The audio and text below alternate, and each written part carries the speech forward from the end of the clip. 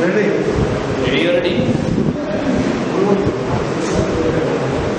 আমরা গত all party মিটিংয়ে মাননীয় মুখ্যমন্ত্রী এবং তার সরকারের মহাসচিব বলেছিলেন যে আমাদের কাছে যথেষ্ট বেড আছে, কোভিডের জন্য কোনো চিন্তা নেই। প্রায় 2-2,500 বেড সার্কুলার আছে বলেছিলেন। কিন্তু গতকাল একটি ঘটনা ঘটেছে। মেডিকেল কলেজের একজন ডাক্তার তার বয়স্ক বাবাকে, যিনি কোভিড আক্রান্ত সন্দেহে, ভর্তি করার জন্য সমস্ত হসপিটাল ঘুরেছেন, ফোন করেছেন, কোথাও একটা বেড পাওয়া যায় না। তাহলে যে বেডের গল্প বলা হচ্ছে সেগুলো কোথায়? একজন ডাক্তারের বাবা যদি বেড না পান, তাহলে বুঝতে হবে যে কথায় আর কাজে সরকারের মিল নেই। লোককে খালি আশ্বস্ত করার জন্য দেশের সামনে বলে দেওয়া হচ্ছে, আমাদেরকে বুঝিয়ে দেওয়া হচ্ছে। আমরা যখন কোথায় কত রোগী আছেন তার ডিটেলস চাইলাম, আমি প্রশ্ন করেছিলাম সচিবকে, তিনি কিন্তু তার জবাব দিতে পারেননি। আমরা এখনো পর্যন্ত সরকারের কাছে জবাব নাই।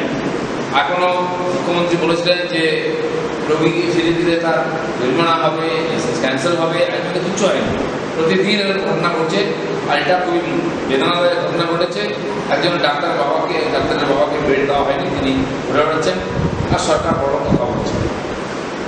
আমি আমার ওয়েবসাইটে একটা আবেদন করেছিলাম সাধারণ মানুষের কাছে, আমফান ঝড়ে ক্ষতিগ্রস্ত যারা ক্ষতিপূরণ পাননি তারা নিজের নাম লিখুন, চিঠি লিখুন, বাড়ির ছবি দিন। কদিন আমার কাছে 1056 জনের চিঠি বা আবেদন এসেছে যে তারা ক্ষতিগ্রস্ত কিন্তু ক্ষতিপূরণ পাননি, আর যারা ক্ষতি হয়নি কিন্তু ক্ষতিপূরণ পাচ্ছেন তার সংখ্যা তো আমরা দেখছি হাজারের সংখ্যায়। আর এই www.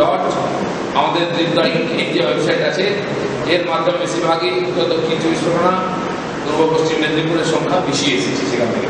আমার মনে হয় এই সংখ্যাটা আরও বাড়বে, প্রত্যেক দিন মানুষ তার মধ্যে যুক্ত হচ্ছে।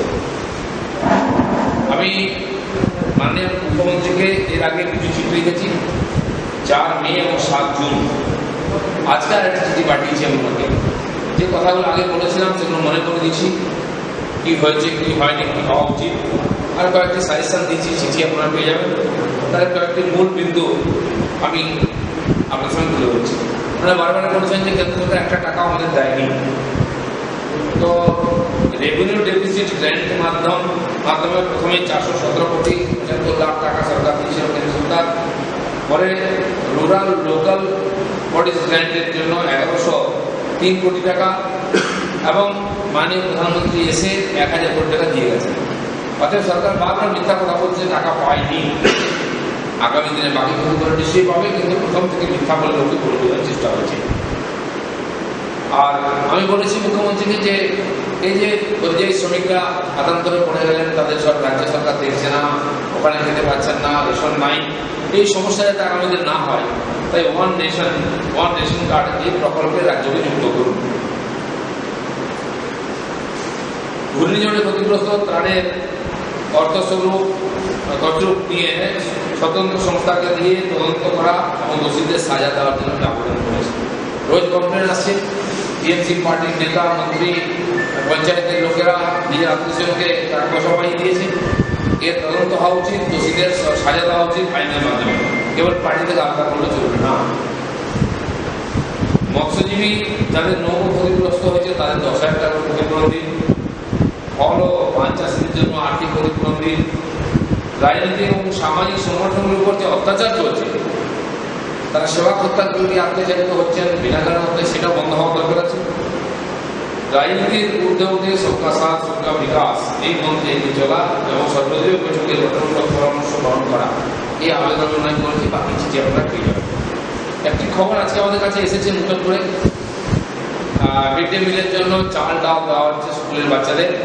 তার জন্য সরকার যদি সেই টাকাটা তাদের অ্যাকাউন্টে পাঠিয়ে দিত তাহলে ঝামেলা হতো। আমার মনে হয় কাটমানি পাওয়া যেত, তাই যায়নি। তাই মাস্টারমশাইদেরকে এর জন্য স্কুলে গিয়ে চাল ডাল বিতরণ করতে হচ্ছে। সেখানে চালের সঙ্গে 250 গ্রাম ডাল, মসুর ডাল এবং একটা স্যানিটাইজার দেওয়া হচ্ছে। আজকে আমাদের কাছে খবর এসেছে তিরপাড়ি থেকে, মেদিনীপুরে, সেখানে অভিভাবকরা বিক্ষোভ দেখিয়েছেন যে বলা হচ্ছে 92 টাকা কিলো দরে ডাল দেওয়া হচ্ছে, কিন্তু যে ডাল দেওয়া হচ্ছে তার কোয়ালিটি হচ্ছে 60 টাকা কিলো দাম। স্যানিটাইজারের ক্ষেত্রেও তাই আছে। এই যে দুর্নীতি প্রত্যেকটি ক্ষেত্রে হচ্ছে, আর ওখানে অভিভাবকরা এখানে বিক্ষোভ দেখিয়েছেন, তাই আমাদের লড়াই এসেছে। আমার ওই সারা পশ্চিমবঙ্গে এটা হচ্ছে, বলা হচ্ছে এক, করা হচ্ছে আরেক। যেমন রেশনের চাল দিল্লি থেকে ভালো আসে, এখানে এসে পাল্টে গিয়ে পচা চাল হয়ে যায়। দুটো লাভ হয়, কেন্দ্র সরকারের বদনাম হয় যে পচা চাল দিচ্ছে, আর যারা পার্টির লোক তারা সেই পয়সা পান, কখনো রিচার্জ চলে যায়, কখনো বাংলাদেশে সে চাল চলে যায়। আর আমরা দেখেছি চাল রাইস মিলে ঢুকে গিয়ে বস্তা পরিবর্তন হয়ে যাচ্ছে, চাল হয়ে যাচ্ছে। তো এই যে দুর্নীতি, এটা একেবারে আপাতমস্তক ছেয়ে গেছে এই সরকারের, সেটা দূর করতে না চেয়ে যারা বলছেন তাদেরকে টাইট দেওয়ার চেষ্টা করা হচ্ছে। উনি বলছেন ঠিকই, উনি বলেই থাকেন, কথার কোনো মাথামুন্ড থাকে না। যদি এতই স্বচ্ছ আমার প্রশাসন আছে, তাহলে ওনার এমপি এমএলএ মন্ত্রীরা জেল খাটছেন না, ইডি সিবিআই এর ডাকে ক্যারেক্ট করছেন কেন, ভুবনেশ্বর যেতে হচ্ছে কেন? ওনার নিজের মন্ত্রী কোনো সরকার নিজের সাজা দিয়েছে। এত বড় স্ক্যাম, হাজার হাজার কোটি টাকা, প্রায় 80,000 কোটি টাকার যে চিটফান্ড ক্যালেন্ডার, যেটা ওনাদের আমলেই হয়েছে। এবং আজকে টিএমসির পঞ্চায়েত মেম্বার থেকে পার্লামেন্টের মেম্বার কেউ দুর্নীতির বাইরে নয়, সবার দিকে আঙুল উঠছে, সবার গায়ে গালি দিয়েছে। আর এমন কোনো প্রকল্প নেই যেখান থেকে কাটমানি খাওয়া হচ্ছে না। কেন্দ্র সরকারের যে প্রধানমন্ত্রী আবাস যোজনায় সেখান থেকে 20-30 হাজার টাকা নিয়ে নেওয়া হচ্ছে, 50,000 টাকা পর্যন্ত একটা বাড়ির জন্য। সেই জন্য বাড়ি কম তৈরি হচ্ছে, অভাব হয়ে পড়ে আছে। তাই সুন্দরবন এলাকায় এত কাঁচা বাড়ি ছিল, ভেঙে গেল, মানুষ আজকে গৃহহীন হয়েছে। ঠিক আজকে মিড ডে মিলের টাকা চুরি, চাল চুরি, এবং আজকে আমি যেটা বললাম, চাল ডাল সব কিছুর মান নিচু স্তরে দেওয়া হচ্ছে। মানে রেশন কেলেঙ্কারি হলো, রেশন সচিব সরাতে হচ্ছে খাদ্য সচিব। আজকে ব্রেড নিয়ে কেলেঙ্কারি, ব্রেড পাওয়া যাচ্ছে মানে ভর্তি করতে টাকা নেওয়া হচ্ছে। এবং এই যে আমফান ঝড়েতে যে ক্ষতিপূরণ, তাই নিয়ে ব্যাপক দুর্নীতি। রামনগরে এক মন্ডল প্রেসিডেন্ট টিএমসি, তার 5 জন আত্মীয় টাকা পেয়েছেন, যাদের কারোই বাড়ি না হয়ে। এরকম ব্যাপক হচ্ছে, 1000 কোটি টাকার মধ্যে বেশিরভাগ টাকাটাই ওদের পার্টির লোকের হাতে চলে গেছে বিভিন্ন নামে তুলে। তো এটা যদি দুর্নীতির কমের নমুনা হয়, তাহলে বেশি হওয়ার কত হবে? মুখ্যমন্ত্রী চিন্তা ভাবনা করে বলা উচিত। খালি মিথ্যা কথা আমার লোকে আছে নেই। আমি তো বললাম, সিপিএম এর এমএলএ এমপিরা তো জেল খাটেননি, মন্ত্রীরা জেল খাটেননি, অভিযোগ এসেছিল কার করে নামে। আমি অস্বীকার করছি না, সিপিএম দুর্নীতি হয় না, কিন্তু উনি যেভাবে বলছেন, আজকে ওনার উপর থেকে নিচে, মন্ত্রী থেকে এমএলএ এমপি, কে দুর্নীতির মধ্যে নেই, কে সিবিআই ডাক পাচ্ছে না? এটা বলবো যে সিবিআই দোষ। পাবলিক কি বলছে, কেন ঘেরাও করছে? এমপি এমএলএ রাস্তায় ঘেরাও করছে কেন? পার্টি অফিস ঘেরাও কেন করছে? প্রধানকে কেন তারা মেরে দিচ্ছে? এগুলো তো আমরা দেখিনি। সিপিএম এর শেষের দিকে রেশন দুর্নীতি হয়েছিল, সেই নিয়ে বিরাট আন্দোলন সারা পশ্চিমবঙ্গে হয়েছিল। এরা তো সবকে পার করে গেছে। এই জন্য মমতা ব্যানার্জি নিজের বাড়ি থেকে তাকিয়ে কথা বলা উচিত, মানুষ সব বোঝে। আর একটা বছরে সরকার যে লকডাউন আরো কঠোর করার, আরো মানে বার্তা ধরে যেটা নির্দেশ দিয়েছে, সেই জায়গাটা কেন সেই রকম দেখা যাচ্ছে?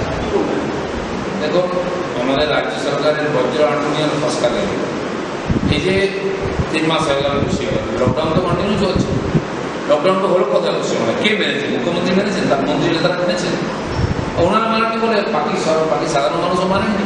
তাই আজকে ব্যাপক ছড়াচ্ছে। কন্টেনমেন্ট জোন যেটা হয়েছে, আমরাও তো গুজরাটের মধ্যে কন্টেনমেন্ট ঘোষণা ছিল, 1800 আছে কলকাতায়, কোথায়? সব খোলা আছে, সব ঠিকঠাক চলছে। তো খালি মুখে বললে তো আর করোনা ভাইরাস কাটানো যাবে না। যদি মনে হয় লকডাউন করার দরকার, কন্টেনমেন্ট করার দরকার আছে, সেটাকে কড়াকড়িভাবে লাগাতে হবে। নাহলে আরো 2 দিনের জন্য আমাদের অপেক্ষা কর্মসূচি বন্ধ করতে বলেছে। আর আমরা এমনি কোনো কর্মসূচি দিইনি, আমরা বৃহৎ সম্পর্ক করেছিলাম 2-3 মিলে। সেখানে টিএমসি অ্যাটাক করেছে। আমরা রাস্তার বাইরে বেরোলে পুলিশ আমাদের আটকেছে, আমি বাড়িতে বসেছিলাম। আমরা বাড়িতে বসে ধর্ণা দিয়েছি, আপনারা দেখেছেন, রাস্তায় বেরোয়নি। প্রধানমন্ত্রীর কথাকে মেনে আমরা 3 মাস ধরে পাঠিয়েছিলাম।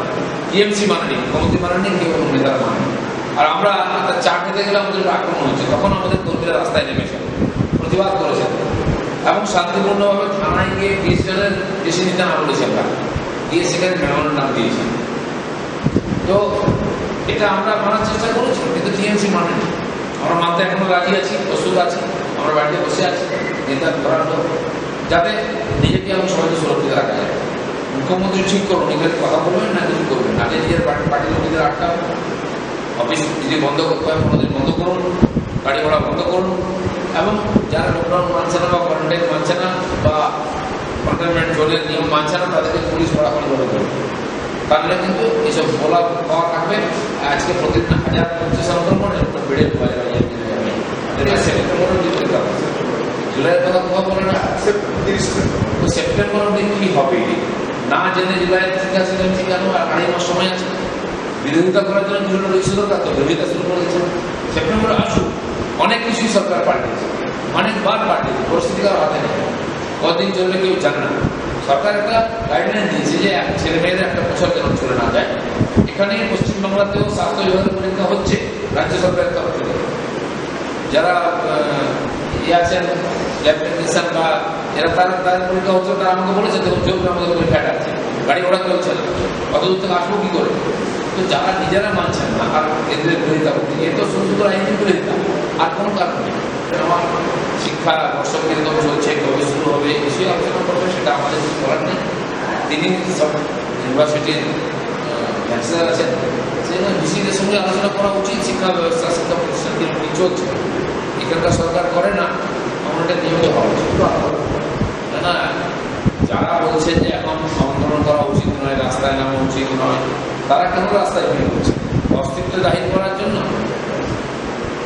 আর আন্দোলন কেবল কলকাতায়। মমতা ব্যানার্জিও গত 4 মাস ধরে কলকাতাতেই ঘুরে বেড়াচ্ছেন, নিউজ করছেন। বাকি পশ্চিমবঙ্গের লোক কেমন আছে কেউ দেখতেও যায় না। তাদের হাজার সমস্যা নিয়ে কেউ বলে না, পুলিশের অত্যাচারের বিরুদ্ধে কেউ বলে না। আমরা রাস্তায় নেমেছি যখন, তখন বলা আছে এরা মানছে না। আমরা আইনকানুন মেনেই নেমেছি। সেই জন্য যেটা কারো হাতে নাই, সরকারের হাতেও নাই। পেট্রোল ডিজেলের দাম আগে কমেছে, বেড়েছে, আবার বাড়ছে, আবার কমবে আন্তর্জাতিক বাজারের সঙ্গে। এবং কেন্দ্র সরকার যখন ছিল কংগ্রেসে, তারা এই নিয়ম করে দিয়েছে, সে অনুযায়ী হচ্ছে। মোদী সরকার বাড়াচ্ছে। আর যদি যাদের মনে হচ্ছে তারা শেষ কমিয়ে দিই, শেষ তুলনায় ব্যর্থ, এদিকে দাম কমছে, এটা হতে পারে। প্রাইভেটাইজেশন অনেক ক্ষেত্রে হচ্ছে, আগামী দিনেও হবে। প্রতিষ্ঠানকে বাঁচাবার জন্য, শ্রমিকদের স্বার্থ রক্ষার জন্য সরকার অনেক জায়গায় ধরনের প্রয়োগ শুরু করেছে, সফল হয়েছে। আরও বিভিন্ন ক্ষেত্রে হবে, যেমন এয়ারলাইন্সকে বিক্রি করার কথা চলছে, তার বিরোধিতা করবো না। কত হাজার কোটি টাকা ট্যাক্সের টাকা ওখানে লাগিয়ে চালানো হবে। প্রাইভেট এয়ারলাইন্স চলছে, প্রাইভেট বাস চলছে, সবই চলছে। এর বেলায় তো চেঁচামেচি কাজ, ইন্ডিয়ান বাজেট করার সুযোগ থাকবে না। কয়লা তো আগেই সরকার ডিসিশন নিয়ে বিক্রি করে দিয়েছে, তার জন্য সরকার টাকা পেয়েছে। কেন্দ্র সরকার যখন কংগ্রেস সরকার ছিল তখনকার যে কোল ব্লক বিক্রি আর এখন, তার মধ্যে আকাশ পাতাল পার্থক্য।